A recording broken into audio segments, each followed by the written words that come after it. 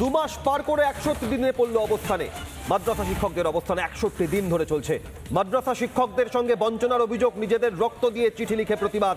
মুখ্যমন্ত্রীকে রক্তে লেখা চিঠি মাদ্রাসা শিক্ষকদের। সরাসরি সহকর্মী ইন্দ্রাশিসের কাছে যাবেন। ইন্দ্রাশিস, 2 মাস পেরিয়ে 61 দিন ধরে লাগাতার এই আন্দোলন অবস্থান, কি কি নির্দিষ্ট দাবিকে সামনে রাখছেন মাদ্রাসা শিক্ষকরা?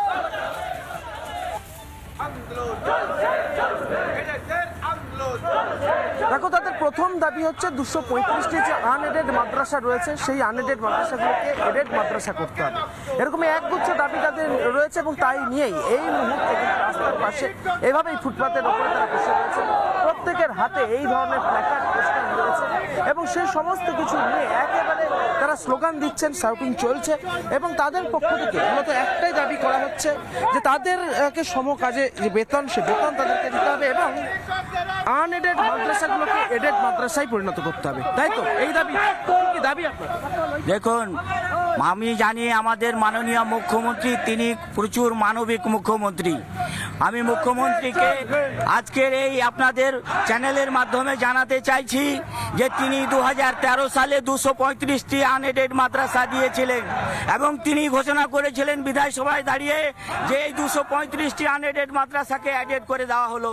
আমি মুখ্যমন্ত্রীর কাছে তাই আজকে অনুরোধ করছি যে আপনি যে প্রতিশ্রুতি দিয়েছেন এদের অ্যাডেড করে দেওয়া হলো, তাহলে আজকে 2026, আজকে আমরা 60 দিন ধরে এখানে অবস্থান করছি, কেন মাদ্রাসাগুলো এখন পর্যন্ত অ্যাডেডের কনফার্মেশন? মুখ্যমন্ত্রী বঞ্চনা করেছে, রাজ্য সরকার বঞ্চনা করেছে। মুখ্যমন্ত্রী বলেছেন যে এদের সমস্ত ছেলে মেয়ে মিড ডে মিল পাবে, পরিকাঠামো বেতন পাবে, কিন্তু আজ অবধি মিড ডে মিল পায় না, পরিকাঠামো পায় না, বঞ্চিত শিক্ষকরা তাদের বেতন পাচ্ছে না।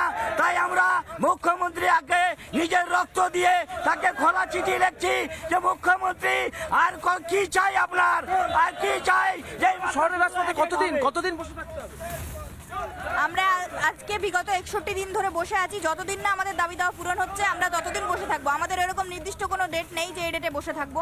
আমাদের গত 18 তারিখে আমাদের সেহরি খেতে হবে, আমাদের রমজান শুরু হচ্ছে, তো আমরা প্রয়োজনে আমাদের রোজাগুলো এখানে করব। আমরা মুখ্যমন্ত্রীকে আমাদের এখানে আমন্ত্রণ জানাবো ইফতার করার জন্য। উনি তো বিভিন্ন ইফতার পার্টিতে যান, সংখ্যালঘু দরদি, উনি সংখ্যালঘুদের সাথে ইফতার করতে পছন্দ করেন। তো আমরা দেখবো যে আমাদের সঙ্গে এসে উনি ইফতার করেন কিনা। আমরা ইফতার পার্টির জন্য ইনভাইট করব। আমরা যে কোনো কিছুর বিনিময়ে আমরা চাই ওনার সাথে। সরকার কি আপনাদেরকে যে প্রতিশ্রুতি দিয়েছিলেন মুখ্যমন্ত্রী, সেই প্রতিশ্রুতি রাখতে পারেনি? বলুন, সেই প্রতিশ্রুতি কি রাখতে পারেনি যেটা মুখ্যমন্ত্রী? উনি আজই প্রতিশ্রুতি রাখতে পারে না। বলেছিল 235টি মাদ্রাসা আনএডেড মাদ্রাসাকে অ্যাডেড করে দেবো 2021 সালে বলেছিলেন, কিন্তু ভঙ্গ প্রতিশ্রুতি মুখ্যমন্ত্রী ভঙ্গ কথাবার্তা বলেন ও সংখ্যালঘুকে পঙ্গু করার জন্য চেষ্টা করছেন। আজও পর্যন্ত উনি প্রতিশ্রুতি ভঙ্গকারীকে প্রতিশ্রুতি রাখতে পারেন না। যতদিন পর্যন্ত এই প্রতিশ্রুতি আমাদের না মিলছে ততদিন পর্যন্ত আমাদের আন্দোলন চলবে আর চলছে। আমরা চাইছি একেবারে এই দাবি, তারপর প্রশাসনিক পদক্ষেপ কি হয় নজর থাকবে সেদিকে। ধন্যবাদ ইন্দ্রাশিসকে। নানা ধরনের কন্টেন্ট দেখার জন্য লাইক করুন, শেয়ার করুন আমাদের ফেসবুক পেজ, সাবস্ক্রাইব করুন আমাদের ইউটিউব চ্যানেল। পাশাপাশি অন্যান্য ব্রেকিং নিউজের জন্য অবশ্যই চোখ রাখুন রিপাবলিক বাংলায়।